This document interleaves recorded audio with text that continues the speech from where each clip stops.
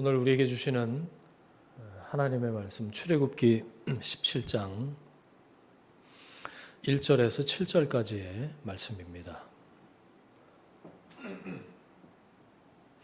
봉독하겠습니다. 이스라엘 자손의 온 회중이 여호와의 명령대로 신광야에서 떠나 그 노정대로 행하여 르비딤에 장막을 쳤으나 백성이 마실 물이 없는지라. 백성이 모세와 다투어 이르되 우리에게 물을 주어 마시게 하라. 모세가 그들에게 이르되 너희가 어찌하여 나와 다투느냐? 너희가 어찌하여 여호와를 시험하느냐? 거기서 백성이 목이 말라 물을 찾으매 그들이 모세에게 대하여 원망하여 이르되 당신이 어찌하여 우리를 애굽에서 인도해 내어서 우리와 우리 자녀와 우리 가축이 목말라 죽게 하느냐? 모세가 여호와께 부르짖어 이르되 내가 이 백성에게 어떻게 하리이까? 그들이 조금 있으면 내게 돌을 던지겠나이다. 여호와께서 모세에게 이르시되 백성 앞을 지나서 이스라엘 장로들을 데리고 나일강을 치던 네 지팡이를 손에 잡고 가라. 내가 호렙산에 있는 그 반석 위 거기서 네 앞에 서리니 너는 그 반석을 치라. 그것에서 물이 나오리니 백성이 마시리라. 모세가 이스라엘 장로들의 목전에서 그대로 행하니라. 그가 그곳 이름을 마사 또는 무리바라 불렀으니 이는 이스라엘 자손이 다투었으며 또는 그들이 여호와를 시험하여 이르기를 여호와께서 우리 중에 계신가 안 계신가 하였음이더라. 아멘. 르비딤 원 모세 레슨이라는 제목으로 말씀의 은혜를 나누겠습니다. 이스라엘이 여호와의 명령대로 신광야에서 떠나서 르비딤에 왔을 때 마실 물이 떨어졌어요. 여기서 명령대로라는 말이 중요합니다. 하나님의 명령대로 순종해서 여기까지 왔는데 또 다시 물이 떨어졌다. 다시 어려워졌다라는 거죠. 잘 보세요, 여러분. 그들이 뭘 잘못해서 겪는 어려움이 아니었다는 겁니다. 힘들고 어려워졌으니 하나님이 징계하신 건가요? 하나님 믿는 사람들도 내가 잘하면 환경이 나아지고 내가 잘못하면 사는 게 팍팍해진다는 생각에 사로잡혀 있어요. 이게 기복신앙이고요. 뿌리 깊은 무속의 영향입니다. 믿지 않는 사람들도 똑같이 생각해요. 믿음은 찾아볼 수 없다는 거죠. 여러분, 이스라엘의 광야 여정은 하나님의 레슨이었습니다. 하나님은 광야에서 그들을 가르치셨고 그들은 광야에서 배워야 했어요. 광야에서 그들은 하나님의 사람들로 변화되어야 했고 하나님은 그들이 더 이상 이집트의 노예가 아니라 하나님의 자녀라는 걸 깨닫기를 원하셨죠. 여러분, 말씀에 순종해서 살려고 애쓸 때도 사업이 안 풀릴 수 있습니다. 직장에서 어려워질 수 있고요. 가정에 그리고 자녀에게 문제가 있을 수도 있어요. 살다가 힘들어지는 게 꼭 내가 죄를 지었기 때문에 형벌을 받는다. 불순종해서 받는 페널티다. 여러분, 이렇게 생각하지 마십시오. 내가 어리석어서 자초한 고난이 많죠. 그리고 어쩔 수 없이 겪을 수밖에 없는 어려움도 있습니다. 우크라이나에서 일어난 전쟁 때문에 주식이 영향을 받는 것처럼 어쩔 수 없이 주변의 환경에 때문에 내가 겪게 되는 어려움이 있을 수도 있어요. 그런데 여러분, 여기서 하고 싶은 말은 믿음의 여정, 말씀에 순종하는 길에서 하나님이 허락하시는 레슨으로서의 어려움이 있다는 거예요. 고통, 그 안에 숨어있는 하나님의 섭리를 재촉해서 해석하려고 하지 마세요. 쉽지 않지만 여러분, 답이 없이 좀 지나가 봅시다. 답이 다 나와야 되는 건 아니에요. 내가 하나님일 수 없잖아요. 다만 말씀에 귀를 기울이면서 지금 할 수 있는 것을 하십시오. 하나님은 일을 시키시고 우리 등에 채찍을 내리시는 파라오가 아니에요. 우리는 노예가 아니에요. 하나님의 자녀입니다.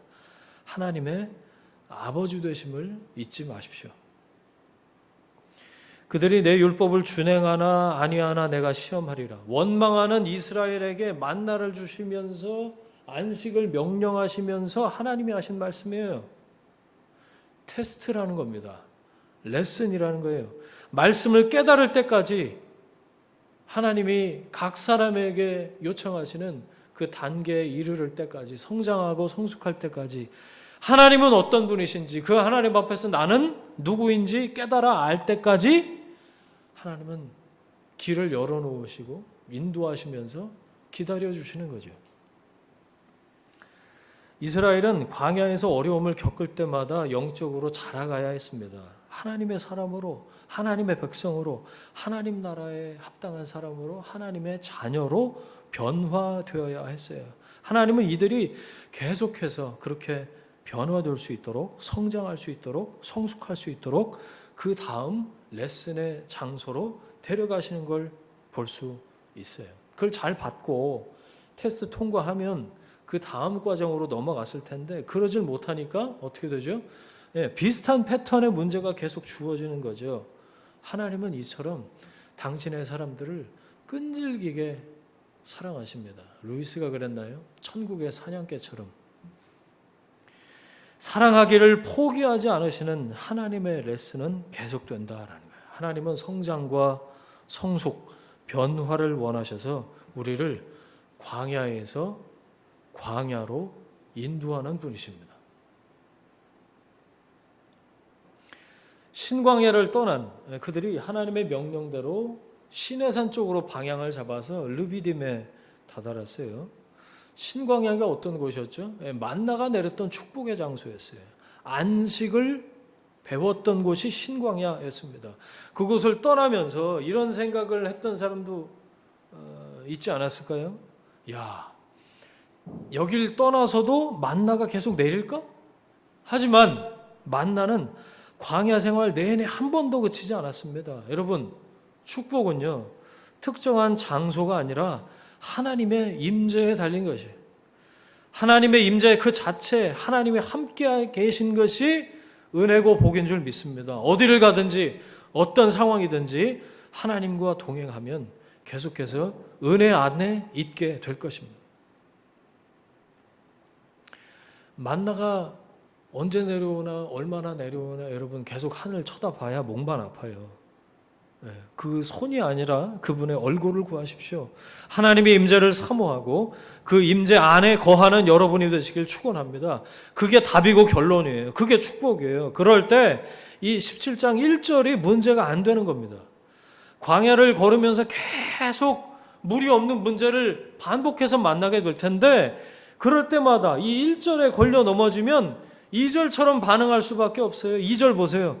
백성이 모세와 다투어 그랬죠. 이 다투었다는 말은 백성과 모세가 뭐 200만 대 1로 서로 멱살잡이했다는 게 아니라 그들의 반응이 원망과 불평에서 한층 더 과격해졌다라는 뜻이에요. 본격적으로 대들기 시작했다. 권위에 도전하기 시작했다는 거예요.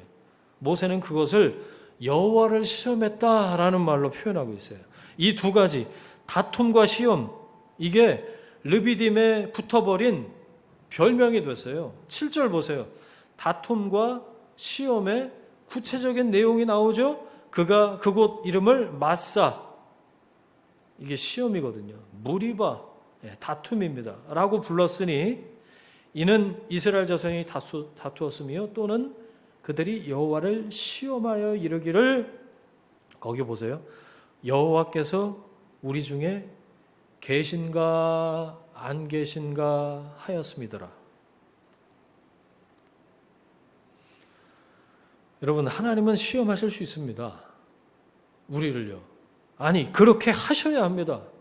우리는 전혀 믿을만 하지 않기 때문이죠. 여러분, 믿을만 하세요? faithful 하십니까? 스스로 주인이 되고 스스로 왕이 되고 하나님이 되려는 생각으로 점철된 우리의 방자함은요, 사단의 그것과 다르지 않습니다. 어떤 상황에서도 제멋대로인 이놈의 생각, 욕심과 죄로 가득 차서 끊임없이 다투는 것을 보고 있노라면 도대체 무슨 소망이 있냐는 말이에요. 당연히 그리고 기꺼이 그분 손에 내어드리고 다루심을 받아야죠. 우리는 테스트, 하나님의 레슨이 필요한 존재라는 거예요. 인정하십니까, 여러분? 하지만 반대로 우리가 하나님을 시험하다니요, 있을 수 없는 일입니다. 이스라엘 백성들이 지금 선을 넘고 있는 거예요. 원망 불평만 하다가 급기야 해서는 안 될 생각을 하고 하지 말아야 할 말을 하는 거죠. 하나님을 하나님으로 인정하지 않으니까 여호와께서 우리 중에 계신가 안 계신가 이런 말을 아무렇지도 않게 지금 쏟아놓는 거예요. 이곳까지 이렇게 살아온 것을 전면 부정하고 있는 거예요. 어떻게 홍해를 건넜게요? 어떻게 광야에서 물을 마셨고 만나를 먹었는데요? 그 생각을 했어요. 이날 아침에도 여호와께서 우리 중에 계신가 안 계신가 이 말을 하면서 모세의 그 권위에 도전하고 하나님을 시험하는 이날 아침에도 만나를 먹었겠죠. 아무것도 없는 광야에서 그 양식은 어디서 온 겁니까? 만나를 입에 넣고 씹고 있으면서도 하나님이 계시냐 안 계시냐 떠드는 게 우리들이에요. 하나님은 그들의 원망에도 불구하고 책망하는 대신 그들의 필요를 채워주셨죠. 뭘 배워야 됐을까요? 하나님 의지하면 되는구나. 광야에서 하나님 신뢰하는 것만이 생존할 수 있는 유일한 방법이구나. 신광야, 만나 레슨에서 그걸 제대로 배우지 못한 거예요. 여러분, 이토록 하나님을 의지하는 걸 배우기가 어렵다는 겁니다. 이유가 뭘까요? 내가 자꾸만 하나님 자리에 기어 올라가려고 해서 그래요. 하나님은 나를 도와주셔야만 하는 분인데, 그런데 이렇게 어려울 때 왜 하나님은 제때 제 기능을 안 하시나 이러고 있는 거죠. 믿음이 뭔지 깨닫기는커녕 기도가 뭔지도 배우질 못하는 거예요. 하나님을 하나님으로 인정하지 않으니까 기도 안 하는 겁니다. 믿질 않으니 엎드리지 않는 거죠. 어려울 때마다 떠오르는 생각이라고는 계신가 안 계신가 이러는 거죠. 4절 보세요. 그 와중에 하나님을 하나님으로 인정한 사람은 모세 한 사람뿐이었습니다. 그들이 조금 있으면 내게 돌을 던지겠나이다. 신변의 위협을 느낀 거죠. 그럴 정도로 항의하는 사람들, 모세는 그들과 다투지 않고 하나님께 나아갔어요. 그리고 부르짖습니다. 내가 이 백성을 어떻게 하리이까? 이건 형식을 갖춘 기도라기보다는 탄식에 가깝죠. 비참했을 겁니다. 모세에게 좀 감정이입을 해보세요, 여러분. 배신감에 치를 떨지 않았겠어요? 내가 어떻게 했는데 나한테 이러냐 이거죠. 이럴 것 같아서 내가 처음부터 안 한다고 못 하겠다고 그랬는데 결국 이렇게 됐구만.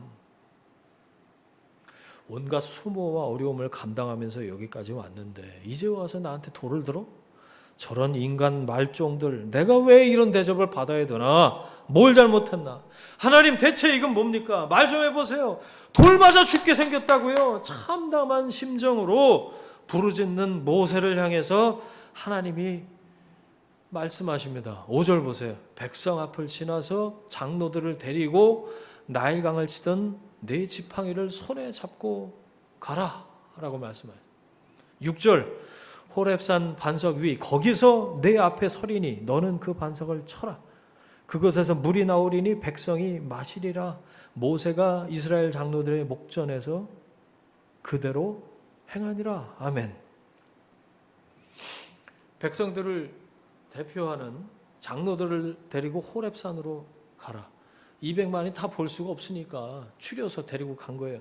지팡이를 들고 가서 반석을 쳐라. 여러분 200만이 목을 축이거나 마셔야 됐으니까 반석에서 물이 퐁퐁퐁 솟는 정도가 아니라 어떻게 해요? 강처럼 흘렀을 겁니다. 이 반석은 그리스도다 라고 고린도전서에 바울이 해석을 했어요. 예수님의 깨어지심으로 생수의 강이 흐른 거죠. 이해가 되시죠? 처음에는 이 말씀 보면서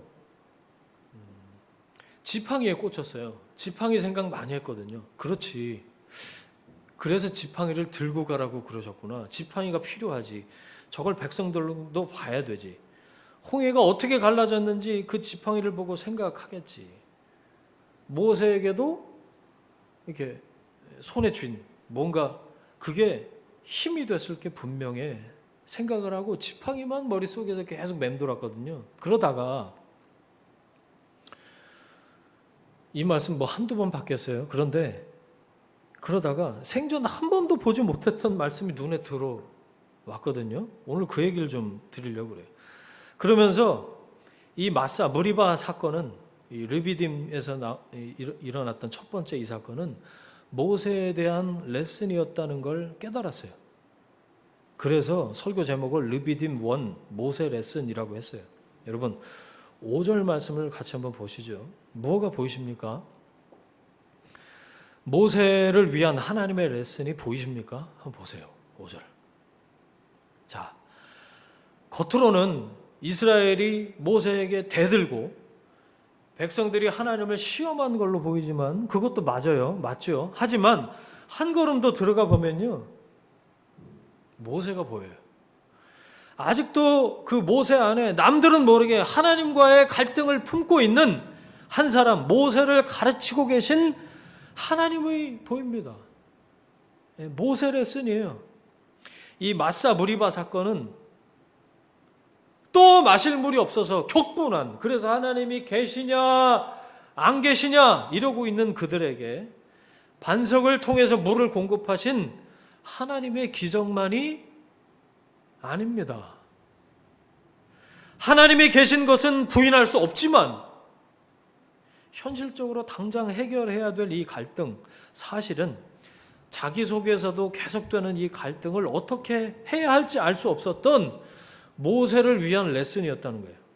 계신가 안 계신가. 이 수준은 넘어 있어요. 그렇죠, 여러분? 하나님이 계신 것, 지금 여기까지 나를 인도하신 것 부인할 수 없어요. 그런데 여전히 갈등의 상황 앞에서 하나님이 이렇게 우리와 함께 계신다 라고 담대하게 선포하지 못하고 삶으로 보여주지 못하는 우리들의 모습이 정확히 이 지점이라고 생각했어요. 모세를 위한 하나님의 레슨, 그 방법은 명령이었는데요. 5절에 여러분 밑줄 치세요. 백성 앞을 지나서 가라. 그렇게 말씀하셨어요. 백성 앞을 지나서 가라. 자, 이 광경을 한번 떠올려 보세요, 여러분. 하나님이 계신가 안 계신가 이러면서 모세를 죽이려고 돌을 던지려고 하는 사람들, 그들이 보는 앞을 지나서 가라라고 말씀하신 거죠.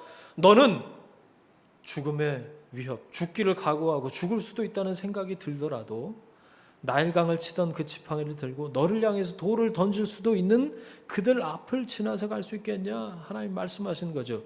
백성 앞을 지나서 가라. 아니 왜 저라면 이런 생각이 먼저 들었을 것 같아요. 왜 하고 많은 방법 중에 굳이 백성들 앞을 지나서 가야 되는데 대놓고 하나님 앞에 대꾸는 못하고 속으로 그런 생각했을 거예요. 그냥 장로들 몇 명만 데리고 조용히 가면 되질 않나.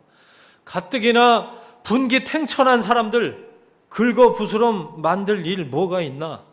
자극해서 좋을 게 뭐가 있나. 내가 지나가 봐. 그러다가 진짜 돌 한 개라도 날아오기 시작하면 그때부터는 진짜 군중 심리 때문에 걷잡을 수 없을지도 모르잖아. 나 없으면 이 사람들은 어떻게 되는 건데.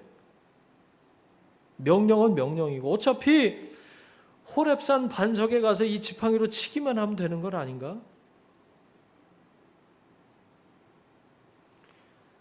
자기 생각이 말씀을 이겼다면 그렇게 못했을 겁니다. 하나님 명령이 아니라 자기를 둘러싼 그 환경에 압도당했다면 절대로 그 백성이 보는 앞을 지팡이를 들고 지나갈 수 없었을 거란 얘기예요. 모세가 이스라엘 장로들의 목전에서 그대로 행하니라 지팡이로 반석을 쳤습니다. 하나님이 함께 하시는 상징인 그 지팡이를 들고 하나님이 계신가 안 계신가 시험하는 그 사람들, 모세를 향해서 돌을 던질 준비를 마친 그들 앞을 지나간 모세, 레슨 통과한 거예요.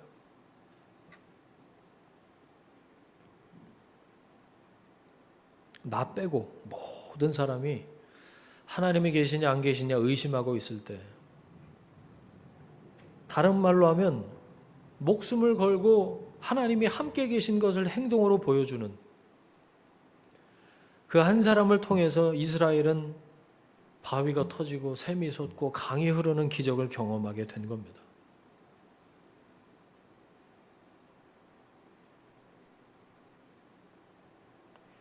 여러분, 교회 열심히 다녀도 하나님이 계신가 안 계신가 솔직하게 그런 생각이 들 때 있으시죠? 특히 생각지도 못한 어려운 환경에 그런 상황에 닥치면 그런 생각 안 드세요? 제 유도신문에 넘어온 몇 분 계실 겁니다. 하지만 정죄당할 이유는 없습니다. 믿음의 성숙도는 다 다르기 때문에 신앙이 어릴수록 대담하게 그리고 자주 질문해요. 계신가 안 계신가? 여러분, 어렵지만 쉽지 않지만 하나님이 계신 것을 의심할 수 없는 사람은 조금 더 강도 높은 레슨을 마주하게 됩니다. 오늘 모세를 향한 하나님의 레슨이에요. 믿음 없는 다수. 그래서 너를 향해서 돌을 던질 수도 있는 세상이 보는 그 앞을 지나서 가라고 말씀하세요. 그래서 하나님이 모세를 돌 맞아 죽게 내버려 두셨나요? 죽긴요. 살았고 살리는 사람이 됐습니다. 계신가 안 계신가 그런 논란의 종지부를 찍는 사건이 바로 이곳 르비딤에서 일어났어요. 그리고 다다음 주 또 나누게 될 르비딤 2 아말렉과의 전투에서 그 사건이 한 번 더 승리하게 돼요. 손만 들고 있었는데 이겨요. 모세가 들고 있는 손을 쳐다보면서 이스라엘은 하나님을 바라봤어야 했어요. 말씀을 정리하겠습니다.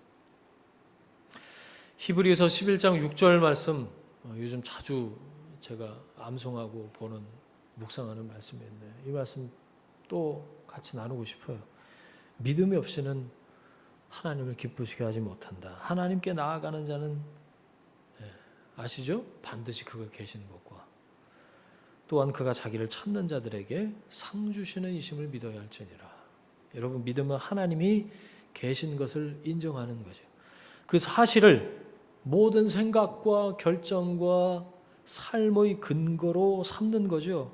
그리고 그분은 자기를 찾는 자들에게 기꺼이 응답하시고 상을 주시는 분이시다. 그걸 믿는 겁니다. 하나님은 좋으신 분이시다. 선하신 분이시다. 신실하신 분이시다. 그분을 의지하는 거죠. 이사야 41장 10절입니다. 두려워하지 말라. 내가 너와 함께한다. 놀라지 말아라. 나는 내 하나님이다. 내가 널 굳세게 할 거야. 참으로 너를 도와준다. 참으로 나의 의로운 오른손으로 너를 붙들겠다. 광야에서요, 하나님은 더욱 가까이 계십니다. 하나님의 임재와 동행을 믿으십시오. 레슨의 현장인 백성들 앞을 담대하게 걸어가시는 여러분이 되시길 축원합니다. 요한복음 16장 3절입니다. 이것을 너희에게 이르는 것은 너희로 내 안에서 평안을 누리게 하려 함이라. 세상에서는 너희가 환난을 당하나 담대하라. 내가 세상을 이기었노라. 돌을 던지겠다고 위협하는 세상 앞에서도 그 걸음걸이를 의연히 할 수 있는 근거는 믿음뿐입니다. 약속의 말씀을 붙잡으십시오. 담대하십시오. 하나님이 함께 하십니다. 그 길 끝에서 반석에서 물이 솟고 그 물이 강물처럼 흐르는 것을 모두가 보게 될 것입니다. 함께 기도하겠습니다.